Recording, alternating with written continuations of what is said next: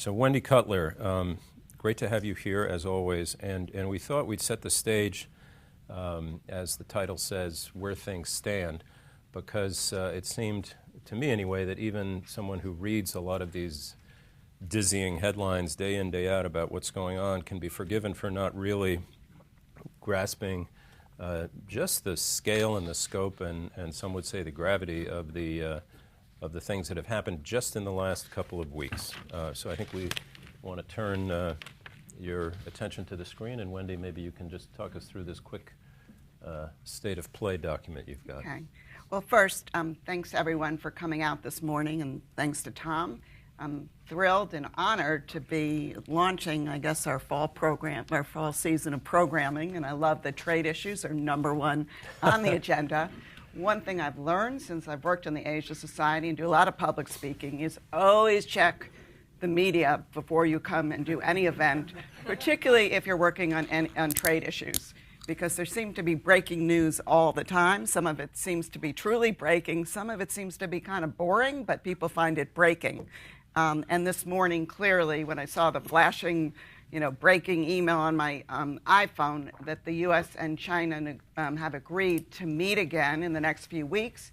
China has announced the meeting will be in early October. The U.S. is just saying in the next few weeks, but a meeting will be happening. I also have to say is that I think the bar's gotten pretty low in that a meeting is announced and now the stock market responds and the markets all around the world, but we can get to that in a while. When Tom and I were discussing this event, he asked me, well, can you talk about the state of play? And I was trying to explain to him all these different tariffs that are in place and the new ones that have been promised, et cetera. So we agreed that I would try and put this on one piece of paper and use a slide and try and walk through it. I will do my best.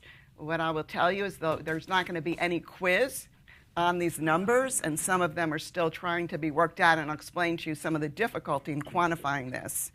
So in short, what we've seen in the U.S.-Japan trade dispute is basically, the U.S.-China trade dispute is a back and forth on imposing tariffs against each other.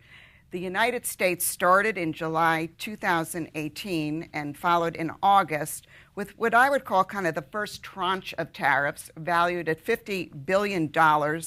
And the key about the first tranche of tariffs is that the United States tried very hard to limit those tariffs to industrial goods and goods that were high-tech and fell under the rubric of China's Made in China 2025 plan.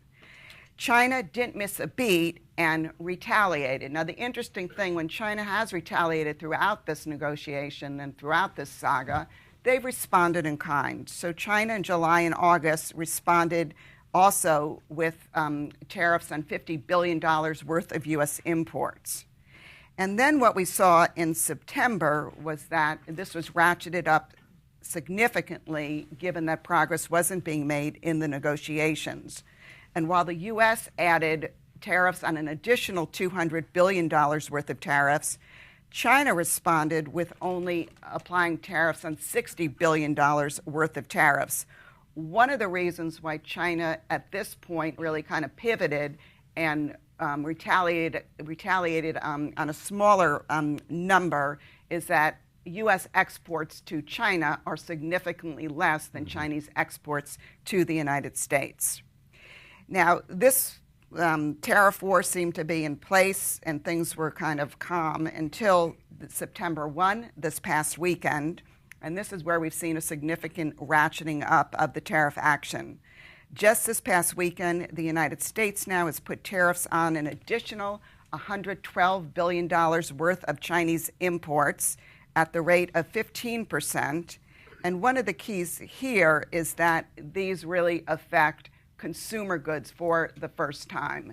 They're largely consumer products. They include clothing, shoes, sporting goods, and the list goes on and on. China has responded, and here it gets, you'll see I don't have any dollar figures here, and I just put the number of products that China is hitting, by largely increasing tariffs on products that it's already hit, including agriculture, but also adding oil. So as of today, where things stand, the United States has tariffs imposed on $362 billion worth of Chinese imports, and China has tariffs on somewhere around a little over $110 billion worth of U.S. imports. Now, and here I'll just get to what is on the plate, what's in the offing, and that is the president has announced 2 further tariff increases to take place this fall. On October 1, 2019, he has said that he will take the $250 billion worth of tariffs that were imposed between July 2018 and September 2018, which are now at 25%, he'll increase them to 30%. And then on December 1, he will complete the retaliation, and this will cover virtually now all Chinese imports, and impose 15% tariffs on an additional $160 billion worth of Chinese imports. And these will also be consumer goods, but largely the goods that involve a lot of Christmas purchases, so this would kind of go past the holiday season. And that would include toys, consumer electronics, and other products. And if all of this takes place, we would basically have tariffs in place on about 97% of all Chinese imports. Now, for China, what China has said for the future, that as of December 1, they will have tariffs in place on basically 69 or about 70% of U.S. products, about $75 billion worth of additional tariffs. And so you can see that this is a pretty significant tit for tat back and forth. And I guess one of the questions today we can discuss is, given that a new round of tariffs, a new round of negotiations has just been announced, will the future tariff increases really take place, or might the president postpone them, or might he hike them if he doesn't like the progress? All uncertain at this point. So, first of all, I'm very glad there's not a quiz, because is this all clear? I'm listening, but I would fail. But just, you just used the word uncertain. And if we can take this for a second out of, these really stark, and the number that really sticks out for me is we may pretty soon be at 97% of all Chinese imports. There's been a lot of press lately about the impact beginning to be felt, and it's all anecdotal, but in the boardrooms and just, in offices around the country, small businesses, big ones, who are listening and watching. And uncertainty is, can you talk a little bit about how, if you are, again, whether you're, just one end of your supply chain is over there, or you're a big company, a small one that does a little bit of, there's a great thing about Columbia Sportswear. I think you mentioned apparel, and the guy was on vacation and watching the tweets and everything else just last weekend. What does that, beyond the anecdotal, President Trump has said many times that, we can win this thing. We can win a trade war. What's the chance or the risk that all that anecdotal stuff starts to add up to real pain in this country economically? Yeah. Well, first of all the anecdotal stuff on the impact of these tariffs is clearly adding up. We don't have the numbers, and a lot of, you'll see different people coming up with different numbers. There have been estimates of how much these tariffs will cost consumers, a family per year. Some of those numbers in the range of $800 to $1,000 per family per year. And there are also other figures out there about what it's costing small businesses, other businesses, business earnings. But all those numbers are still kind of anecdotal, and no one's really brought them together, so we really understand the impact. But let's just keep in mind, our economy is huge. So even though China is, our trade relationship with China is big as well, the impact of trade on an economy as big as ours is going to be, if you look at the overall macroeconomic numbers, it's, not going to be, as significant as people would think. But I think you've put your finger on something that I just constantly hear about, and that is, how do you quantify the uncertainty that's being created by this trading relationship and this back and forth tariff? And here I'm really just focused on tariff actions, but other actions are being taken by both countries, not just limited to the trade space and the technology space, for example, but also, for example, China is finding other ways beyond tariffs to hurt our companies and to affect things. And so I think if you talk to businesses, particularly small and medium-sized businesses, it's really hard to plan for all of this because you don't really know where this is headed. I think for a while people were hedging their bets thinking, this looks like, okay, yeah, there's a lot of drama, right. There's a lot of back and forth, but eventually a negotiated settlement will be reached, and if not all the tariffs will be lifted right away, it looks like, that's where we might be headed. But I think now that it's continued month after month, this is really forcing businesses to make decisions based on really uncertain information. A lot of people, and the president will say, well, this is the wake-up call for all our companies to basically come back to the United States. Well, number one, that's not happening, but companies are definitely trying to diversify their sourcing, diversify their export markets, but that's complicated too. It's not like you just pick up your plant and you decide you're going to move to Vietnam tomorrow. There are a lot of, there's a long-term process setting up supply chains, and they can't be kind of unwound overnight. Now, some industries it's easier to unwind those supply chains than other industries. But when I talk, for example, to some like electronics companies, it's really difficult. Mm-hmm. And I would add to that, it's uncertain which market to go to, right. Because China has a lot of skilled labor, they have a great infrastructure. There are a lot of reasons why they went to China, and it's hard to find another market that can absorb a lot of these requests and statements of interest about relocating. Right. And I guess depending on what it is you manufacture and what your exposure is, your other alternative then is just to pass costs to consumers, which, mm-hmm. Right. Yeah. By the way, you mentioned Vietnam. You've just mentioned back in the room there something else about Vietnam, which is kind of interesting byproduct of this because there's a ripple effect there that's pretty profound. Can you just share? Yeah, when you look at the data in Vietnam, and I hope I have this right, and I think this is based on their data, but for the first 8 months of this year, their bilateral trade deficit with the United States has increased by 40%, and their foreign direct investment has increased by 30%. And most of that foreign direct investment, frankly, is coming from China and Japan, Korea, Taiwan, and also the United States. But the United States isn't, one of the top 3 FDI partners for this new mm-hmm. round of investment in Vietnam. But what's interesting with Vietnam is that because its bilateral trade deficit is growing with the United States, and this administration, let's remember, they don't like bilateral trade deficits. All of a sudden, Vietnam feels like it's kind of in the crossfire of, a potential trade dispute with the United States. And on top of it, what's also happening as businesses look to relocate some of their production or their, what they would call their export, the country from which they're exporting. There is concern that a number of these companies are circumventing the trade rules, going to these countries like Vietnam, just kind of crossing out made in China and crossing out the China and just putting Vietnam on the label, and then sending it from Vietnam and saying it's not subject to a tariff. So there's also concern that the circumvention's going on, and Vietnam, in response, is now kind of upping its kind of customs enforcement in response to concerns raised by the United States. Wow, okay.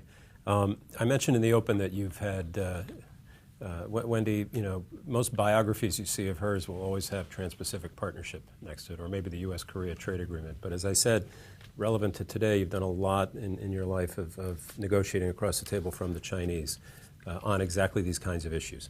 So what strikes you as you watch it now as an observer, as an Asia Society Policy Institute vice president?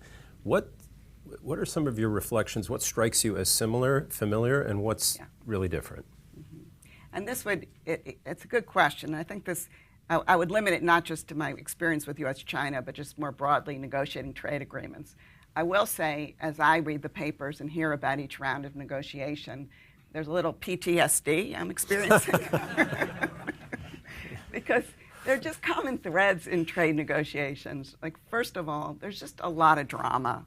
All of these negotiations, there's ups and downs, things break off, you're not talking, you're talking. you're threatening things. Your leaders are going to meet, and you don't even know what they're going to say. So a lot of that is just, common to most trade negotiations. What strikes me in the U.S. China negotiation is just a few things. Number one, the stakes are so high here. Two of the largest trading partners, the largest economies in the world, and how they work out or don't work out their trade relationship is not just going to be limited to trade, which will be impactful. It's going to impact all other parts of our relationship. So the stakes are extremely high in this negotiation. Second, I've never been in a negotiation where so many tariffs are in place, hurting so many people. Mm-hmm. And so that, that just distinguishes this negotiation.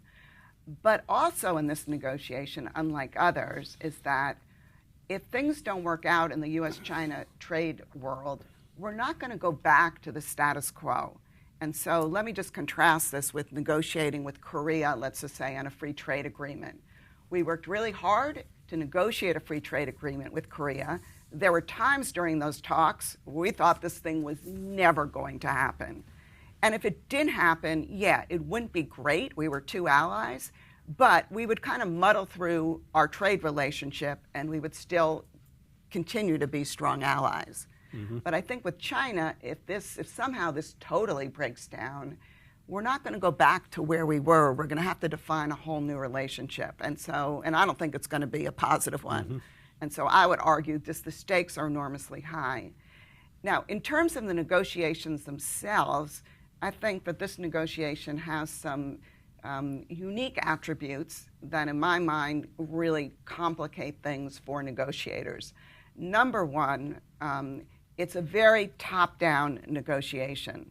So, any negotiation I've been worked on, the presidents were always involved and knew what was going on with respect to the most important issues.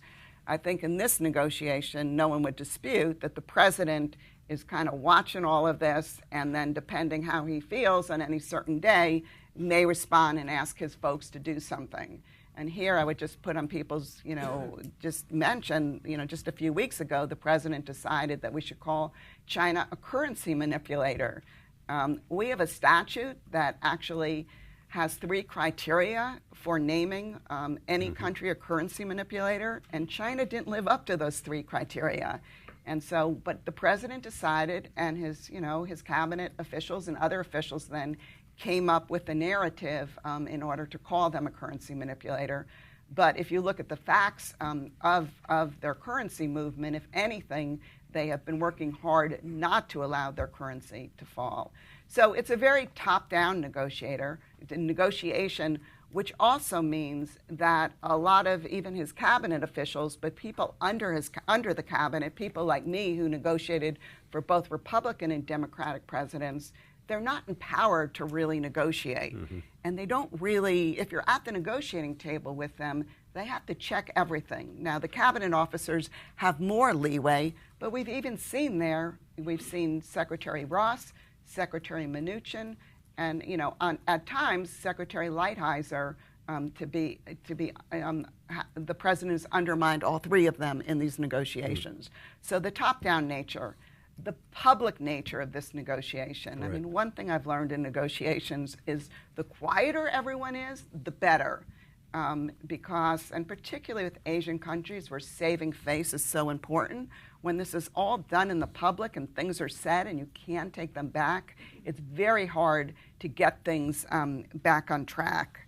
And then finally, I would say, is that this negotiation, I've just been struck by the real significant miscommunication and misreading of each side of the other. This always happens. We never know the other side as well as they know themselves. But here, just all through this negotiation, there seems to have just been, key junctures where each side just totally misread the other side. And here, I think the Chinese really misread the United States. And I think China, up until 18 months ago, really thought it could just purchase a lot of our stuff and this would be over. Mm-hmm. And it took them a while to really pivot and to understand that they needed to also address market access and structural issues and deal with an enforcement mechanism. So those are some of the kind of, elements I would point to that would distinguish this negotiation from others. So we want to get to your questions in a couple of minutes, but that point's really interesting. It gets us to really how this all began. And two people you didn't mention, I don't think, are Peter Navarro and Steve Bannon, who many would say are, maybe not the architects of this, but they certainly were the key drivers from the beginning of a point of view, paraphrasing here, but I think they would say, and certainly the president would say, the president said or tweeted just, I think, a week or 10 days ago in response to all this uncertainty stuff, that the people who are complaining, the business owners who are complaining, are just bad managers. And they don't, so put that aside. But from the beginning, the other point, fundamental one, was it's about time that this country stood up to the Chinese on these issues, whether it is the level playing field or absence of one for American businesses in that country, the currency issue, all kinds of questions about sensitive technology. So did they have a point? Do they have a point? And perhaps the Chinese did the misreading you just talked about because they were used to previous administrations that didn't quite insist on the things that the government is insisting on now. Yeah, I mean, I do think that there really, in the United States now, there is strong bipartisan support for really changing our relationship with China, being more realistic with respect to where China is coming from, and realistic that they're not going to become a market economy or fall more in line with the principles we want them to follow. So therefore, we need a much tougher policy which calls them out, and basically forces them to change, or our market is no longer going to be open to them. I think, again, there's a lot of, with respect to the objectives of this policy in terms of really trying to call China out and get this relationship on fairer ground, there's a lot of support for that in the country. I support that. Where I question and others question is it's the tactics for getting there. Mm-hmm. And I think the president has one tool that he continues to use, and that's the tool of tariffs. I think, I'm not a fan of tariffs. We're breaking our trading rules, we're hurting ourselves. But I do think that, particularly with China, the initial imposition of tariffs, and particularly that initial $50 billion of tariffs we put into place, which were really thought out and were really in response to China's Made in 2025 industries and how they were supporting them, I think those tariffs really succeeded in getting China to the negotiating table and getting China to negotiate in earnest. But since then, I think there has been kind of a diminishing return. And I don't see, it's a year and a half later, or 14 months later, I don't see these tariffs kind of leading to that negotiated solution. We've seen China, instead of saying, okay, don't put the tariffs in, we're going to negotiate, we're going to make major concessions, their response has been, we're going to match you, and frankly, we're going to get ready domestically and do what we need to do to weather the storm.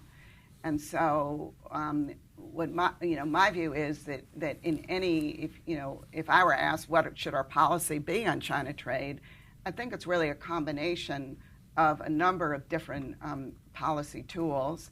And I think the one area where we really, I think, mismanaged is the area of working with other like-minded countries, our partners mm-hmm. and our allies, in trying to have more of a united front working with China. And I think China would probably respond better to, a coalition of countries urging it to, level the playing field and get rid of its unfair trade practices. I'm not naive. I don't think, some people will say, well, that should be our whole policy. I don't think so. But I think we should put more weight on that policy. But unfortunately, in trade, what we've done is we've also hit these like-minded countries on their own trade issues, which has left less of an appetite, frankly, to work with us earnestly on the China issues. So that's a lot of cautionary notes there, and dialing back to what you said at the at the outset about, markets may, when Wall Street opens in about a half an hour, they may cheer the news of talks, but both because of the points you just made, but in particular, so Liu He and Bob Lighthizer sit across from one another, and the point about how, how do the Chinese feel that, how do they judge that what the USTR is telling them is really going to be the ultimate, something that they can take home and take to the bank. Given all that, what's a roadmap for some kind of good outcome that you can see realistically? I'm not, when they sit down, if they do sit down in early October. Mm-hmm. So, I continue to believe that a negotiated solution on these issues is possible. I think I was more optimistic a number of months ago than I am now, but I still think it is possible. I think when you look at the calendar, the upcoming November APEC meeting in Chile will be the next occasion for a meeting between Presidents Trump and Xi. So if I were trying to kind of work on a roadmap, trying to lead towards some progress or some kind of deal, I would kind of keep that meeting out there and really try and use these next negotiating rounds to try and, really make some progress. I was heartened by the announcement this morning because not only did they announce a new ministers level meeting at the Liu Lighthizer level, but they also said that the vice ministers would be working in the lead up to that meeting. And I can't stress enough for this audience how important a lot of that working level work is, because that helps tee up the issues for the ministers or later for the leaders.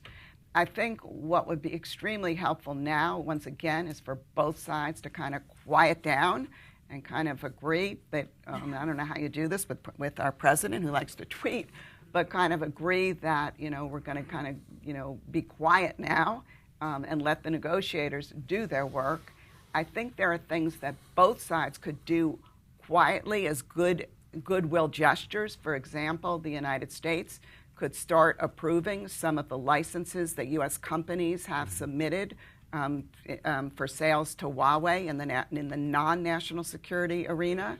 The U.S., too, could delay its October 1 tariffs. I mentioned that on October 1, the president plans to, lift the $250 billion of tariffs from 25% to 30%.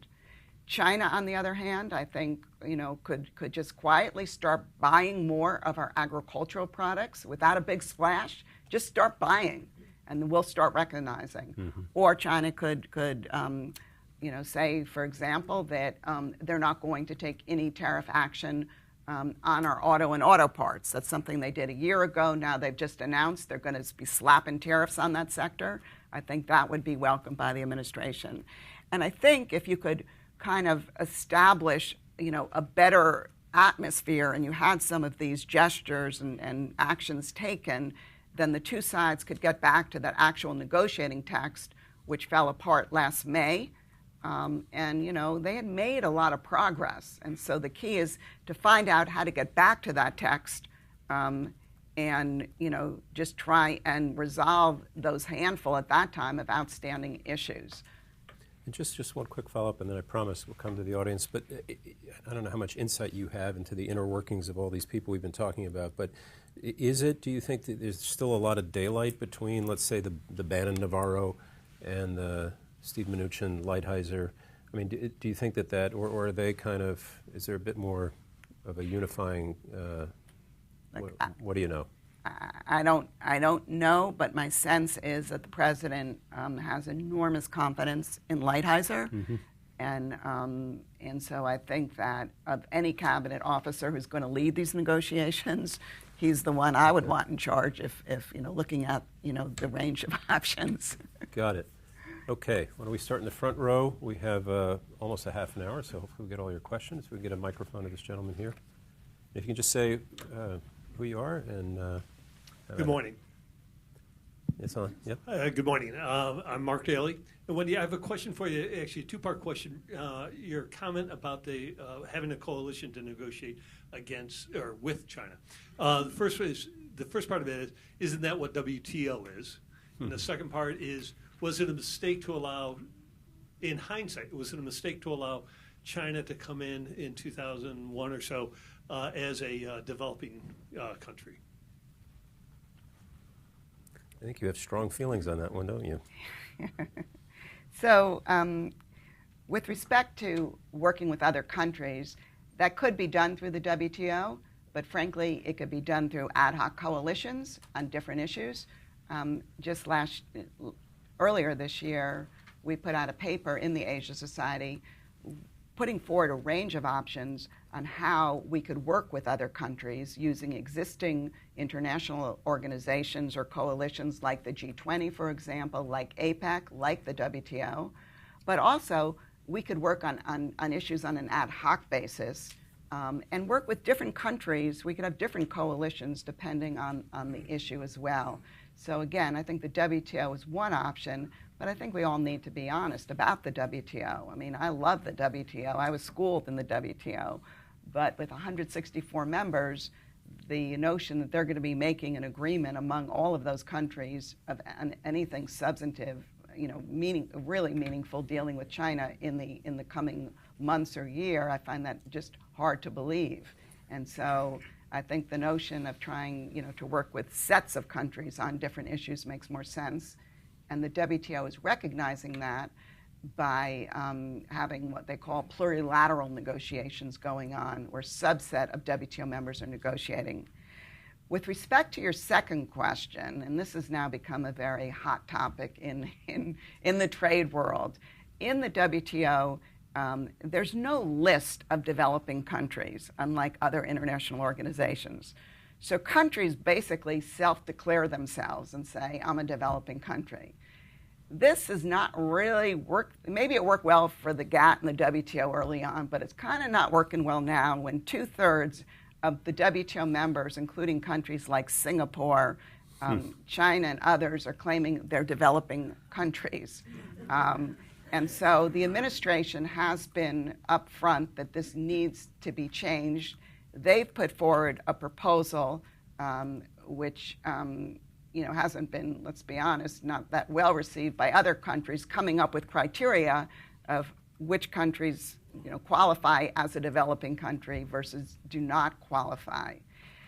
But I would say when China entered the WTO, we never recognized them as a developing country. They self-declared themselves. But even if at that point I think one could make an argument, at least there, because their per capita income, everything about their economy in 2001 was very different than 2019. It's hard to look at the numbers now and to argue that they remain a developing country. The United States has put out an executive order and basically says if this issue isn't basically resolved with China and other countries, that the U.S. is going to take action at the end of October. I don't know what that action is, but this is another real weakness of the WTO. And so when people are looking at reforming the WTO, they really need to get a handle on this one. Frank Brown. Thanks, Tom and Wendy. I worry, given the presidential egos at play on both sides, and given the posturing and positions, the only way for this to be resolved is a win-win. How's that possible? How do both sides publicly declare victory, which is sure what Trump is going to demand? And I don't see how Xi Jinping shows any sign of weakness. So I worry long-term impacts driven by that. I take a few, or okay. Go ahead. So yeah, I worry too. I don't think win-win is in our president's vocabulary. And when you're a trade negotiator, one of the first things you learn, it has to be win-win. Because and I've negotiated trade agreements with countries that, they did not want to be across the table from the United States. So what they'll do is they'll negotiate with you, and I swear, at the same time they're negotiating, they have other people in their government working about how they're not going to live up to this agreement or how they're going to circumvent it. And so if the other country doesn't feel they got anything from the agreement, it really complicates their ability to sell the agreement and get the support they need at home. But also, it calls into question whether they're going to really implement this in good faith. And I would just say, just as a side issue, I think that's why the administration is spot on emphasizing the importance of a strong enforcement mechanism in this deal. But I do think we need, this will need to be win-win. And what I would hope is that if and when a deal is reached, that China, for its own reasons, will be able to say these reforms that are in this agreement are things that we've been working on for a while. They're in the long-term, medium and long-term interests of the health of our own economy. Mm-hmm. This was the way we were going. So, this is a win for us. So I think there is a way you can characterize a deal as a win. But I would hope that whoever writes our president's talking points, allows China, to claim that it has won something from this deal as well. As opposed to we win, you lose. Why don't we do this, because there's so many hands? Let's take these in threes. Why don't we take the little triangle right here. If you can be as brief as possible, we'll still try to get everyone. Yeah. Ken Wasserman, could you go into greater detail on the specific unfair trade practices that we're objecting to, and who are the perpetrators? Is it the companies? Is it Chinese law? Is it the government or something else? Okay. Hi, Wendy. I just wanted to ask if you thought there was an opportunity for the United States perhaps to rejoin TPP in all of these discussions. That was the original non-tariff way to pressure China, so wondering what you think about that. You spoke earlier about Vietnam being caught in the crossfires. Is it possible that with a recession on the horizon in the U.S., that all of this kind of strengthens the economy across Asia, and the U.S. Just kind of loses out from being the sort of first place economy in the world? Okay. Oh, good questions. Okay. Where do you want to begin? Okay, I've got them if you've... Okay. So, in terms of the unfair trading practices of China, hundreds of pages have been written about this by the United States, so let me just be brief. I think if you read through these documents, what the United States is alleging with a lot of backup evidence is that China has been forcing the technology transfer. They're forcing U.S. companies to turn over their trade secrets, their IPR, their source codes to their Chinese joint venture partners or other Chinese partners. This is called forced technology transfer, and it needs to change. Also, that China's IPR, intellectual property protection, their enforcement is subpar and needs to be improved, not only in the copyright and patent area, but in the trade secret area and in other areas. With respect to cyber and trade secret theft, that's another issue that's on the table. So, and on top of that, I would just add the issues of unfair subsidies, unfair financial assistance being given by the government to state-owned enterprises creates an unlevel playing field, and just other practices associated with the market-based economy. But I think your second question, when you ask who are the perpetrators, and I would say it's kind of all of the above.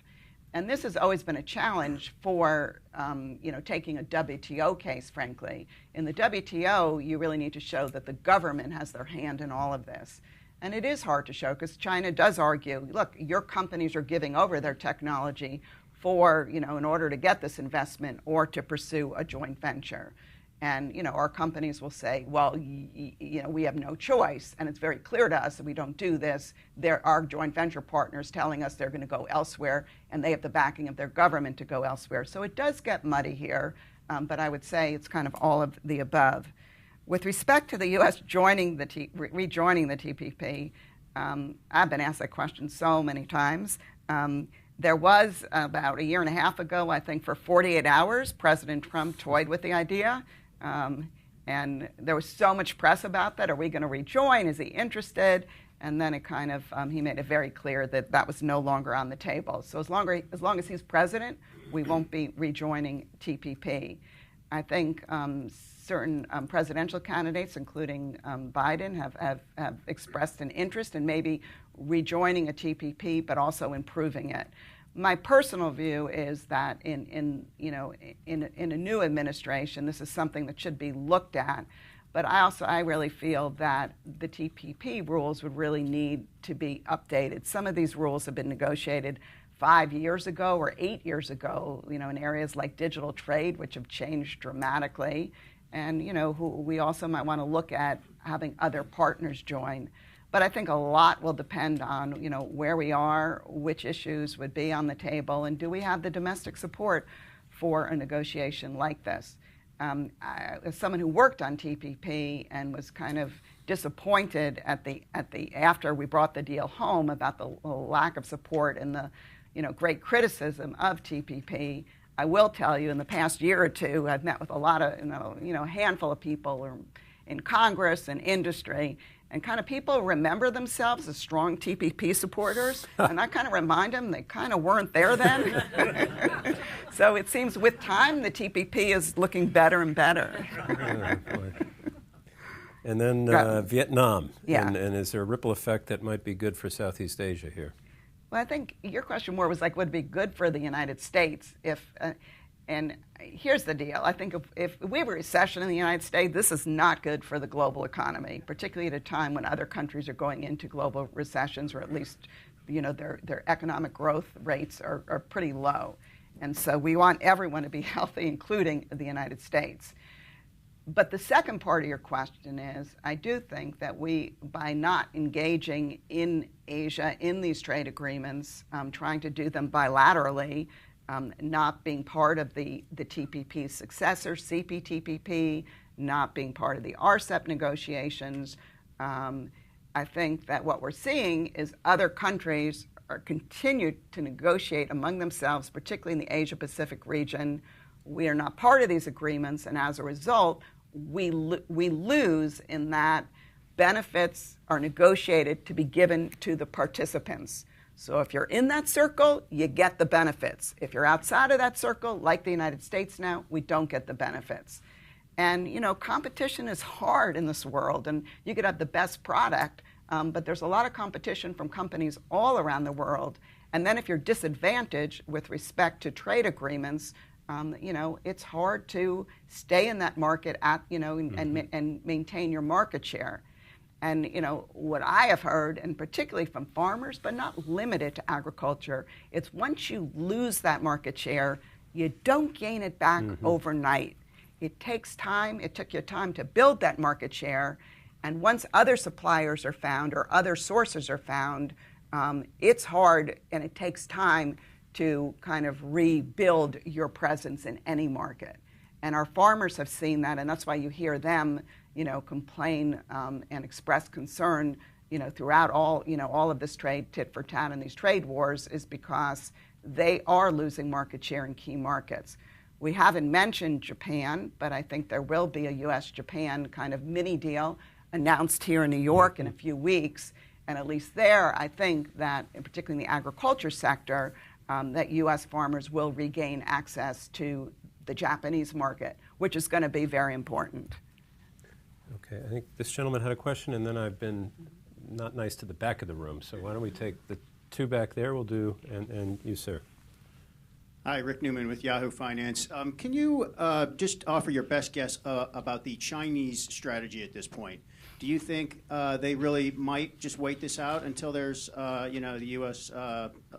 Presidential election next year, or do they want to get out of this as well? And then the two gentlemen next to one another there. Yep. Yeah. Is this on? Yes, it is. Richard Davies, podcaster. You talked about the importance of working-level negotiations.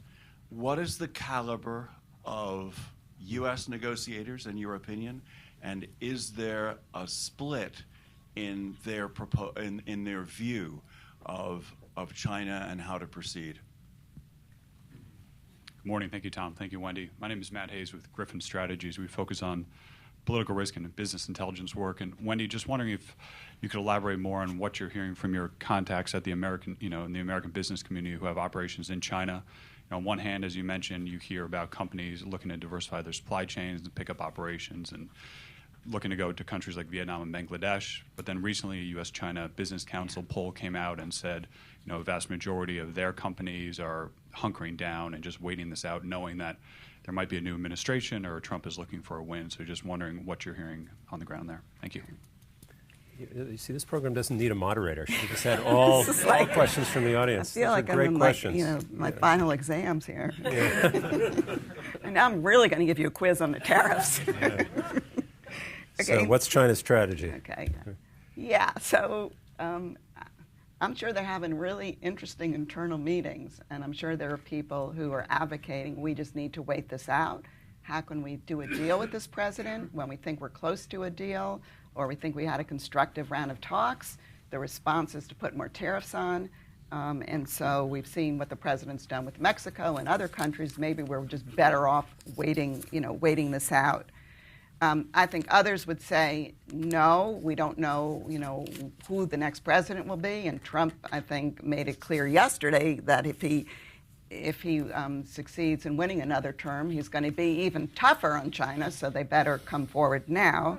But I also think that China, for its own reasons, would like a deal. I mean, its economy is hurting. Its manufacturing output is hurting. It's, you can just look throughout its economy.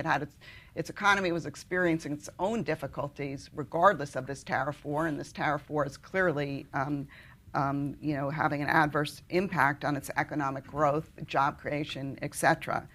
So I think it all gets down to what are the terms of this deal? We talk, does China want a deal? Well, I think China would like a deal if it was on its terms. I think the U.S. would like a deal if it was on its terms.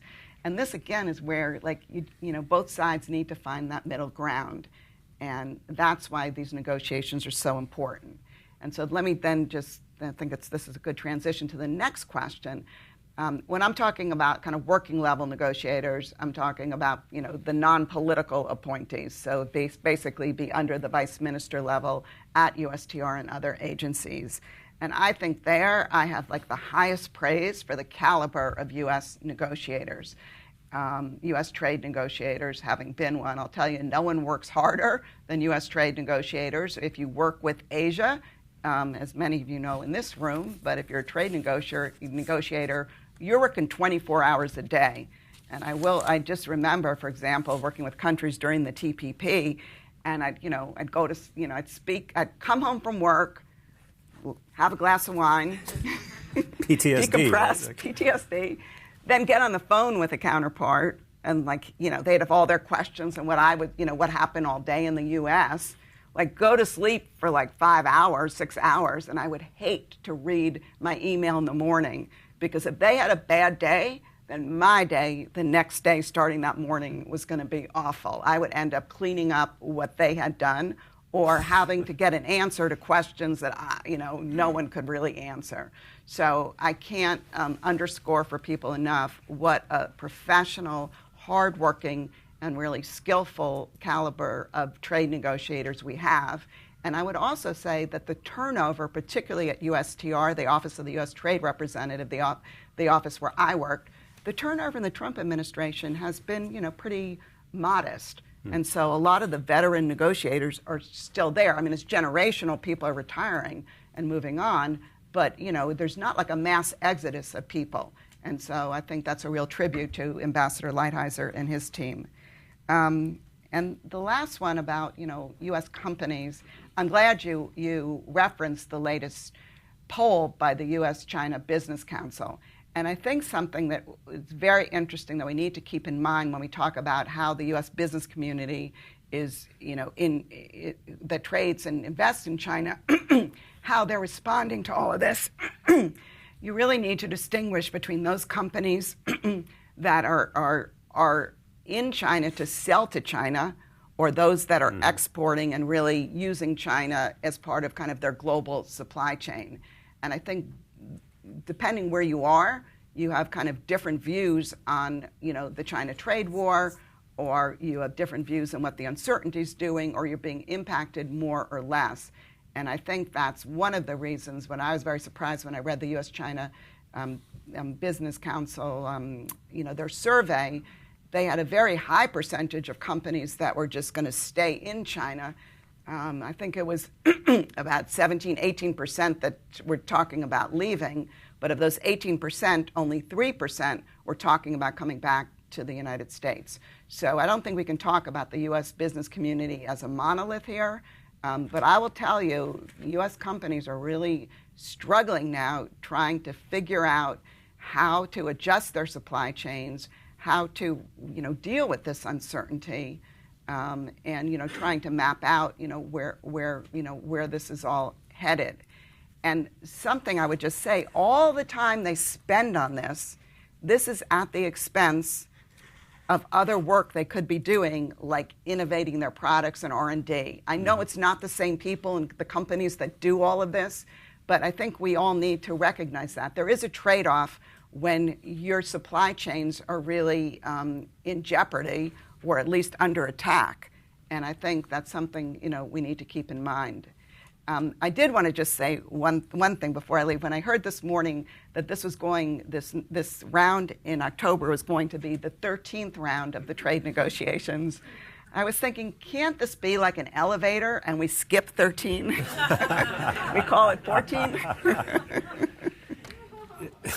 There is a question online that is relevant to what you were just saying about, and to the question about American companies and their strategies. It's a bit more of a political question, I guess, but Emily online asks, given all this pain that is starting to be felt here, would that then perhaps drive concessions in negotiations on the U.S. side before the next presidential election? And I guess the calculus is the president has played to the base a lot and stuck to a promise by standing up to the Chinese.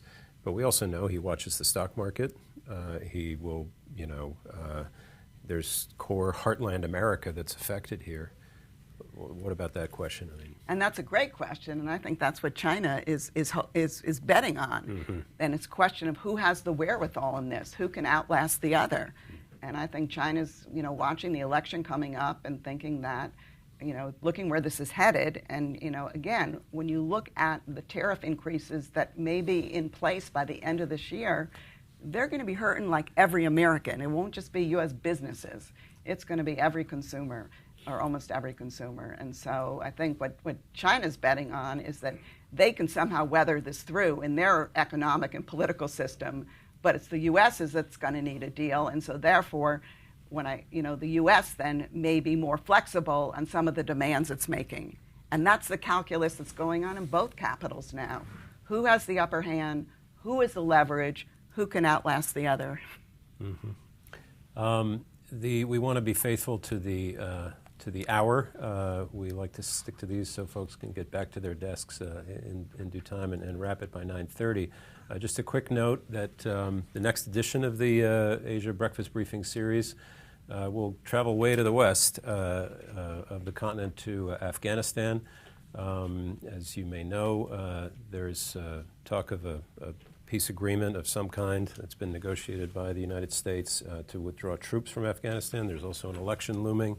We will have here as our special guest in October the ambassador from Afghanistan to the United Nations, who also happens to be one of the highest-ranking women diplomats from that country. That's in October. And, of course, for all the reasons I mentioned in the introduction, we hope to see you here before then. And please join me in thanking our PTSD sufferer, Wendy Cutler. Thank you. Thank you.